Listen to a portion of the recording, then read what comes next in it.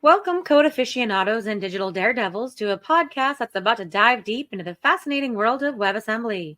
WebAssembly, or Wasm for the initiated, is revolutionizing modern engineering, pushing the boundaries of what developers can do. It's like a secret portal connecting your code to the digital cosmos.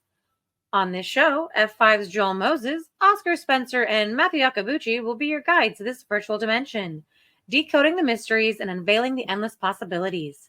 So strap in for a bite-sized adventure as we take off with WebAssembly Unleashed. All right, thank you, Tabitha. Welcome to WebAssembly Unleashed, your source for news and views about the world of WebAssembly. I'm your host, Joel Moses. Alongside me, my fellow WebAssembly traveler, Oscar Spencer. Matt is sick this week. He lost his voice in a way that's not conducive to podcasting, so we wish him the best, and we'll see him next episode. Now, Oscar and I both work for F5 and NGINX, but our love for this area of software development was cultivated inside the community, and we're passionate about where it's going. Here on WebAssembly Unleashed, as you know, we'll always talk about what's happening in the community that's notable or exciting, provide our own perspectives, and by perspectives, I mean unwashed, unloved, and unwanted opinions. If you've been following along with our episodes, we often invite some special guests who are doing noteworthy things in the community, and that's true today. But first, a little time with Oscar. Now, Oscar, I'm seeing a lot of chatter out there about AI, and specifically about how WebAssembly creates a near perfect feature match for performing inferencing tasks in edge locations. You've got platform neutrality surrounding GPUs, fast startup times, sandbox security, portability in small binary sizes, and this seems to be custom tailored to edge AI workloads. What do you think? Is it ready for prime time? Well, ready for prime time. That's always been the question for the ages. It's as ready as you want it to be, right? Like if you're going out and testing things and it works for you, then I say go for it. But I think overall, I think this is a really exciting area. One of the things that I think is so neat about WebAssembly is the fact that our modules are so portable, right? So what's actually one of the things you can think about doing, right, is let's say, okay, yeah, I can, push my AI workloads out to the edge, but what about just running them on your clients directly, right? You could, for example, say, what, by default, we're going to run our, workloads just on the client. And then with feature detection, if we see, what, they actually don't have the hardware that's going to accelerate this workload, then we can push it and, run it on the edge location. Or, hey, for whatever reason, I don't know, maybe all of our, Right. our pops are down or whatever. Let's go run it on like some other servers. And it's easy enough to do that, with backups. So I think that's one of the more interesting things that we can do, in the space right now. And I'm excited to see what people are going to make of it. But I think there's a whole lot of opportunities, and I want to see people start doing some stuff with it. So I'm going to say it's ready for production. Just go do it. Go see what happens. Well, like you said, getting ready for server-side WebAssembly and forgetting, of course, that client-side WebAssembly exists. That's kind of doesn't serve our purposes very well. And I'm especially excited about the guests today because I think, if you want to talk server-side WebAssembly and what it can do and what it means for the future, you can't do better than our guests today. WASI, or for the uninitiated, depending on who you are, WebAssembly System Interface or WebAssembly Standard Interface, and we'll talk about that perhaps, is the bedrock upon which server-side WebAssembly rests. It's important, can't be understated. It's a mechanism for turbocharging language and hardware bindings, providing common interfaces to interact with systems and hardware, easing the challenge of porting software to take advantage of Wasm's power. We're pleased to introduce and have with us Pat Hickey from Fastly and Bailey Hayes of Cosmonic here today to talk about their roles within the WASI community. Pat, Bailey, welcome. I want to hear a little bit about what you're doing inside the community. So let's, Pat, can you describe for us what you're doing? Hi, I work at Fastly, and I've been a contributor and maintainer of the Wasm time engine for a long time now. And one of the roles I have now is to be the co-chair of the WASI standards group, which is running the meetings to get these things out the door. And another thing that I do is I'm on the I'm on the at-large board member for the Bytecode Alliance. Great. Bailey, how about you? Bailey Hayes. I am the CTO at Cosmonic, which is a WebAssembly platform. We do focus also on being able to deliver on the edge. So your conversation earlier was very exciting for me. I'm a WASI co-chair along with Pat, and I serve on the technical steering committee of the Bytecode Alliance. That's great. And is it WebAssembly system interface or is it standard interface? I have a wonderful story to share. So in Barcelona, almost this time last year, I was getting breakfast, freaking out about a talk. I get very nervous when I'm giving talks. And so I was talking to my friend, Oscar. And I was like, Oscar, what do I do about this slide? Because it doesn't make any sense. I'm talking about cloud APIs and WASI Cloud, which is clearly not a systems interface. What do I do? So what did we do, Oscar? Well, I said, you know what? This just kind of seems like a standard interface, isn't it? So what if it were WebAssembly standard interfaces? And Bailey was like, yeah, WebAssembly standard interfaces. And we're trying to get everyone convinced that it should be this name. Well, actually working towards that. I look forward to the check-in changing all the GitHub repos to say that. So let's start here. We have a lot of podcast listeners who might not be familiar with WASI. So let's first start with just a quick primer on what WASI is and why it's important. Who'd like to take that, Pat? Yeah, so it started out as being called the WebAssembly Systems Interface. And the idea was, this goes back to 2019, that we needed some common ground across all these, let's say, incipient at the time server-side WebAssembly implementations that for a couple of the basic things that a lot of programs assume exist on the server side, that we would have a standard way to interface to them. And so that was a lot of things that essentially like libc programs use that you kind of come from this POSIX world where it's like your program has got arguments. There's a bunch of strings, right? It's got environment variables. It's got stood in, stood out, stood error. It's got a file system. And we kind of left sockets off. That's a more complicated story. We'll talk about that later. But it's this way of talking to the outside world for a server-side program that's the basics. And so that got introduced to a C Clang toolchain, and we made the WASI libc and WASI SDK. We put that in as a Rust target, and then a whole lot of other languages have followed. And right now we have Go, Python, Ruby. Many different languages are targeting this WASI standard. I think an important thing to know is that we started this journey back in 2019, and we came up with the simplest thing that could possibly work back in 2019, and the initial spec of WASI was just a C header file. Right. Of like, well, here's a bunch of C functions that you get to use, right? And the big source of work and conflict and development over the next couple of years was a C header file isn't really the right thing for any language except C. Right. And the power of WebAssembly is that there's lots of other languages that want to use it. So how do we do that? Right. And that's the long story, but the short answer is we came up with this thing called the component model. And now it's time to use the component model for WASI, and that is what we're calling WASI Preview 2. Gotcha. So what is the deal with the preview numbers? What's Preview 0 versus Preview 1, and now this newfangled Preview 2 everyone's talking about? So Preview 0 is a retcon. There was never a Preview 0. There was WASI Unstable, which is the name on the initial release day that we wanted everybody to understand that, hey, this is an initial release, that we're not counting, don't count on any kind of stability here, please. The problem with putting software into the world is that no matter what you tell people, they're going to assume things are a little bit more stable than they are. That's just people, right? If they want to use an interface, they're going to hope it sticks around. So we called that Preview 0 when we came up with this preview process, which is like, okay, we made some minor changes on Preview 0, and we called that Preview 1 of, here's a couple of little bugs in Preview 0 that we fixed up. And then we kind of wanted to say, well, if we're going to make these breaking changes to an interface that lots of people are using, We want those breaking changes to be really well motivated, because breaking changes cause pain. They cause work among a whole lot of people across a whole big ecosystem. So since 2019, we never did another preview because we were working on these kind of foundational changes that what we couldn't see is like there was no like half measure to like changing half of the house's foundation to be on an unfinished, weird, maybe probably component model. There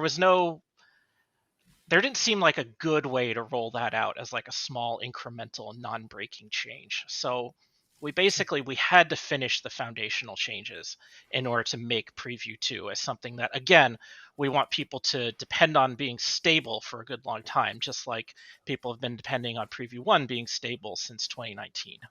Gotcha. So let me ask this then. So preview 2 obviously built on the component model, and this episode is not about the component model, and we'll probably save that for another episode.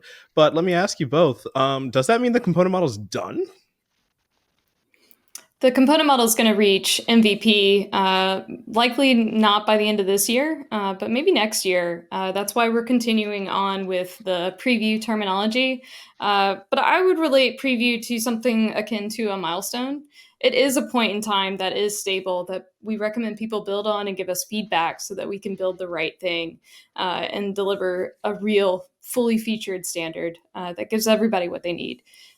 So the component model had an iteration, also called Preview 2, that is going to be launching alongside WASI, which is its number one consumer. And so we're expecting to hold the vote during the WASI subgroup meeting at the end of this month. I believe that's January 24th. The reason why I'm like, maybe it'll happen, maybe it won't, is that we're waiting on the second reference implementation of this specification. If we're able to run it in 2 totally different environments, then we feel really confident that it is, a fully featured spec that somebody can take and run with and make something real with. For preview 1, one thing I wanted to add that Pat was talking about there is that folks built really awesome, real production applications on top of preview 1. The preview terminology does seem to scare folks a little bit. And it is us saying that it's not exactly where we want it yet. But you can build awesome things. What did you say earlier on the podcast, Oscar? It's as production as you want it to be. Exactly. That's really good. So the vote, of course, was postponed. And I got to ask this. When technologies are first being developed, 1 or 2 members of the community often do a lot of heavy lifting for certain areas of a standard. And when technology like WASI reaches a critical mass, and I think we kind of have by now, sometimes contributors may need help to avoid burnout and keep the pace while they step away to tackle other problems or, God forbid, take a vacation. How do you see WASI tackling this challenge of moving from something that was a technology prototype to something that's a functional production-ready standard? Hey, that is a great question. So there's a number of ways we've tried to do that. One of the things we did between WASI Preview 1 and 2 was we decomposed WASI from one big monolithic thing of this is just WASI, is all of these things together, into smaller sets of things that we just call proposals. So there's like this very core WASI.io proposal that is like how does streams and the scheduler work. Then there's layers that build on top of that just for clocks, just for random, just for the file system. And then how do you put CLI things on top of that, meaning command line interface things like stood in, stood out, stood air, and arguments and environment variables. And then finally, there's a sockets proposal and an HTTP proposal. And what that's allowed us to do was make people responsible for these smaller sub areas and divide that responsibility and find new contributors who've been adding a lot to their areas of expertise. And this, of course, there are many more proposals that are in the works. Bailey and her team and others are working on a lot of things in this like WASI cloud family of common cloud interfaces. And it goes on and on from there. There's many contributors working on many different proposals. So that's one of the great ways we've found to scale. Gotcha. Something else that we did, you mentioned delaying the vote. Pat, kudos to him for talking to the contributor that was working on this and saying, look, I know that you think you might be able to get it done this week, but it is the week, and maybe, it would be better not to crunch and get really stressed out about this thing. Let's just go ahead and push it out, and, then we'll come in with exactly what we want. We won't have made any shortcuts or anything like that. And so as community leaders, it's really important to be checking in with different contributors. You want to set goals, right? And you want to be very ambitious with those goals, but building a release pipeline that acts as basically a train you can just hop on at some point and get carried through. And that's what we've been able to do with breaking things up from that monolithic ABI, as Pat said, into modular interfaces. But there's also the secondary aspect of we have this unit called a world. And that's the thing that we say, hey, if you build it on top of this foundation, this set of things that is part of this preview 2 milestone, then you could launch with that, right? We can move you through the phases as an independent proposal. So even these WASI cloud proposals that we were talking about, WASI key value itself is something that I think we can all generally agree on a get set API, fairly easy, but maybe a little bit harder if you're starting to talk about messaging and SQL. People tend to have more opinions there. So we can move certain things through the phases without having this one omnibus style vote. And one thing that I'll add there, and of course, all the listeners know that I have very much so drank all of the WebAssembly KoolAid, so take that with a grain of salt as I'm about to say this. But fundamentally, right, we believe this technology is one that's going to be industry defining. We think it's something that is going to change the way people develop and distribute software, right? So it's okay if it takes us a little bit longer to try and get the standards right. So I do ask everyone to, be a little bit patient and understand that, this stuff takes time, right? We can be in a situation where, like JavaScript, that was designed in a week. And then, we're still dealing and amazing things have accomplished with it, right? But of course, they're still within a lot of the limitations that might not have been there had, a little bit more time been used. So a week's worth of work and a lifetime of pain, right? Oh, yes. So I've got to ask, preview 2 on the cusp of full release here. Let me just throw this out to the group. What's your favorite feature, and why are you particularly excited about it? And componentization shouldn't be one of them. Obviously, all of us are excited about that, right? That was my answer. Oh, come on, Oscar, you can think of something better. Anything in particular? Gosh, it's hard. So, coming from as a compiler author, I'm super excited about WASI HTTP. And I think the number one reason for that is because people always ask, hey, I want your language to do stuff with the internet. And that's a really fair, piece of feedback that we get. So super duper excited that it's officially a part of the spec. That's great. Yeah, I'm going to vote for WASI HTTP as well. And that's very selfish because I've spent a lot of time on it recently. But WASI HTTP, I think, is a really great story of the WASI community working together because when we came out with WASI Preview 1 and then, Fastly was like, we're going to launch this Edge HTTP product on top of it. And so we had to come up with our own proprietary API because there was no WASI standard there yet. And we kind of knew, we're like, well, when we're ready, we're going to work on making this a WASI standard. But we had to launch a product in a hurry, right? And standards take time. And so we cut that out because we needed to. And B, it was like, well, we might make a couple of mistakes along the way of launching this. And we don't want to be baking those into the standards forever. So we took what we learned from that experience and we fixed all of those problems when we came up with WASI HTTP and the other things in WASI Preview 2. I could go on and on about all the details of the individual ones. Most of them are really arcane. They're about, not making these weird choices that tie you into, patching over mistakes for a decade, going back and fixing things right. But another piece of this puzzle was that around the same time Fastly was doing their thing, folks in the Istio project were making this thing they called Proxy Wasm, which was another way of running WebAssembly to steer proxies in a way that was like, well, it kind of resembles the kind of thing Fastly does, and also it's very different in some ways. And so Peter Sikora was the leader of that effort. And he also, like the engineers at Fastly, did a just a big push of, we're going to launch all these features, and then afterwards we're going to figure out how to bring those into a standard. And we found common ground between, like, oh, here's the Istio view of the world, and here's the Fastly view of the world, and well, it seems like this WASI HTTP satisfies both parties. Yeah. So that was a really good way of, instead of proliferating these, proprietary things, or like, well, now there's a third standard that competes with the first two. It's like, oh no, we generally just kind of believe this is the successor because we all work together on it. Yeah, on the Nginx side, our implementation of Wasm time into Nginx unit, we ran into some of the same needs to go our own direction and wait for the standards to cultivate and develop there. So I agree. It's a remarkable thing for the community to come together on that feature. So hear me out. I think I'm the most excited about strings.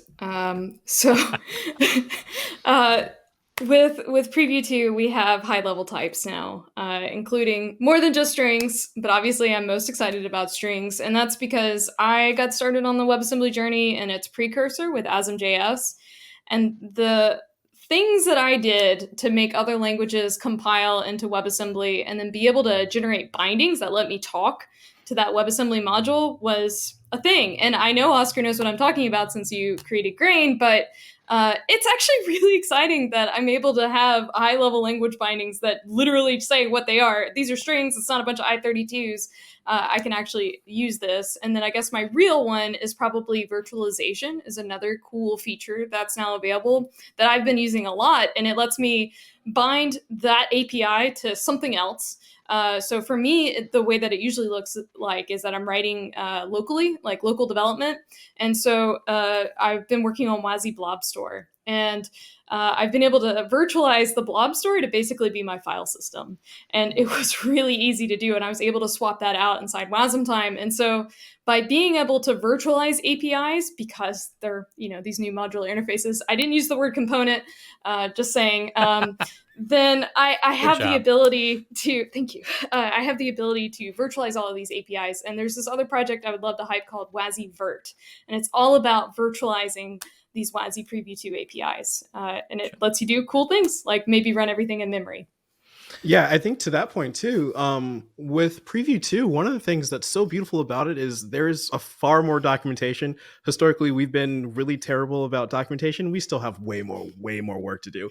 But compared to Preview 1, you were talking about bindings, just figuring out, hey, what is the representation of this data structure that I'm trying to, pass across this boundary? It was a nightmare figuring some of the stuff out. And then, Pat, to your point too, about just cleaning up a lot of the interfaces, clocks. One of the things that made me really excited about that was that we went from 4 to 2 clocks, which is great. Cause I think before we had the, wall clock, we had the monotonic clock, and then there was a CPU and a process clock included. And how I think my first contribution to anything related to WASI was the process and CPU clocks didn't freaking work on Windows and Node.js. And I had to try and go fix that, and it was a nightmare. And I'm so happy that those are gone now. Except it didn't relieve me of my maintainer duties, so that part's lame. But beyond that, I'm excited some of the stuff's getting cleaned up finally. That's great. I want to move on and talk about server-side WebAssembly obviously followed the client-side WebAssembly, which is where all of this work kind of originates. And Oscar alluded to it in his statements on AI at the top of the podcast. There's this talk in the community of progressive applications that bind client-side rendering and server-side rendering into split logic applications that can choose at build time what functions should be done on the client end and which should stay server side, and even dynamically change some of those assignments.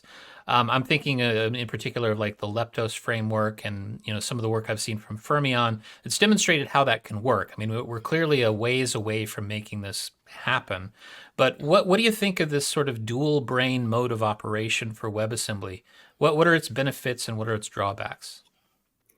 So this is something that I ended up building for one of my original use cases for WebAssembly, was a data visualization application that needed to be able to render millions of nodes to the screen. And so having a progressive web app type architecture was a requirement, because it was pretty easy for me to freeze my browser tab since everything was running on the main thread. And so what I ended up doing is having my rendering logic that I wrote in C++ be able to compile to WebAssembly. And so that's something that I was able to ship as effectively a rich client in the browser. But because I wrote it in C++, it also meant that I was able to have a server-side element to this. And so I was running basically the exact same code in both places. And this was basically pre-server-side becoming an awesome thing for WebAssembly. So that was legit just straight native code where that was running in a Linux container. But that was really powerful because I would let the server side do that initial blit of all the different like nodes on the screen, and then only the ones that you were actually interacting with were the ones that were actually being rendered. And so usually you grab like 5, let's say, and move them around in a node link diagram visualization. And so that was, oh my goodness, a decade ago. But it has been a key part, I believe, of the WebAssembly story. And when you look at tools like Google Earth and other known major web applications, I believe that a lot of them are using a lot of these techniques already with WebAssembly. And yes, I totally think that's the play, is that I want to write a WebAssembly component that runs in my browser just the same as it runs anywhere else, because you really are stretching for that Java write once, run everywhere vibe without all the complexity. Yeah, that kind of goes back to is this the system interface or standard interfaces? And I think one great argument for standard interfaces is like, well, what is the system interface to JavaScript? And it's like, well, JavaScript can do different things when it's running in the browser versus when it's running on Node.js, right? So it's like, how do you implement WASI sockets if you're in Node.js? Well, there's just regular sockets there, so that's easy. How do you implement them in the browser? It's like, well, you could probably find some ways to smuggle them through a server somewhere, but it's a lot more complicated. But we can actually come up with the story for that using other components. Well, don't need to go into that as much, but WASI, I think we're very serious about it working in the browser. There were some attempts made at that in WASI Preview 1 where it's like, oh yeah, you can kind of get a file system going in here. But with WASI HTTP, one of our big design goals is like, oh, you're going to be able to implement this using the browser's fetch, right? So if you're doing outbound HTTP, that's something browsers do all the time in JavaScript. So everything we designed in that is possible in JavaScript fetch. So the JCO project is really pioneering that aspect. They're right now, for a Preview 2 goal, they're focusing on Node.js because it has those things for sockets, basically, and the CLI applications that allow us to say we have 2 complete implementations for Preview 2. After that sprint is over in the next couple of weeks, they have prototype stuff of working in the web and to ship it to any browser, and polishing that off, getting that to work to be production quality is one of the next big things we'll see coming out of that project, which I think I'm really excited for. I know a lot of people downstream are excited to consume. Absolutely. And so now, as we're heading to the end of the podcast here, let me ask, how can everyday folks get involved and help out on the standards work? I think the biggest thing that we need is implementations of a lot of these specs, right? Having 1, now 2 that are in the works is huge, is awesome. Let's get more. We know of other folks like working in the Wasm Edge community that's working on this. I'd love to see more folks swarm it on Whammer and other WebAssembly runtimes. So starting from a host side implementation in a WebAssembly runtime is a great place to start contributing. Other side is on the guest side. And so within the Bytecode Alliance, we have a special interest group called Guest Languages. And if there's a language that you're really into, there probably already is a subgroup for it. But if there isn't, create one, spearhead it, and help us get WASI Preview 2 working for your language of choice. And that typically looks something like helping build out either if you have an interpreted language, compiling your interpreter. So what we saw with Python is compiling CPython to Wasm, compiling CRuby to Wasm. That's a pattern that we definitely have been seeing. But then there's the other side, which is, we've written a lot of tooling already in Rust crates, and a lot of that is inside the Wasm Tools project within the Bytecode Alliance. So another wonderful place to contribute and improve, especially if you're working towards goals of optimization. because when you make a change there, that change is often reflected in a lot of these different bindgen. We call it WIT bindgen. So WIT is the WebAssembly interface types. That's the IDL that we use to define a lot of these APIs that we've been talking about on the pod. But if you make a change there, our tools that generate language bindings also consume a lot of those same tools. And so you get this like really awesome forcing function where you can push a change out and you cared about JavaScript, but actually you just improved Python. I think that is really, really cool. That's great. Yeah, I think, technology isn't GitHub repos, but technology is just people. And, when we had our end of year WASI meeting, we went and we looked at all the committers in 2023, and we thanked 39 people independently, individually. So it's we used to have probably about 4 people working on WASI. Now we're at 40. That's an awesome improvement. And getting to 400, I think it's like now there's people who are the new leaders in this community, who are responsible for smaller pieces of the project as it's their own pieces of the project, their own contributions. And so there's these language SIGs that you can get involved in. Library authors can get involved, and just in general, there's a lot of places across the Bytecode Alliance where now there's people who've been around for a year who can tutor you and who can review your pull requests and who can help you get your bearings and understand what the valuable contributions to make are. So that's a big improvement I'm proud of, because back when there was just 4 of us, it felt like people asked me to get anything done, but I'm too busy doing this stuff, I can't possibly teach people. Oh, and you have 40 people, that's a lot easier to say, sure, I can spend more time teaching. That's great to hear. With that, unfortunately, that's all the time we have for today. A big thank you to Pat and Bailey. Great discussion. And as always, thank you, Oscar. It's a big application world out there. It's time to unleash the power and promise of WebAssembly. So for Pat, Bailey, Oscar, and myself, thanks for listening in. And be sure to hit the subscribe button for future WebAssembly news and views. Take care. That's a wrap for our WebAssembly adventure, fellow code explorers. Thanks for joining us, and until next time, may Wasm be with you.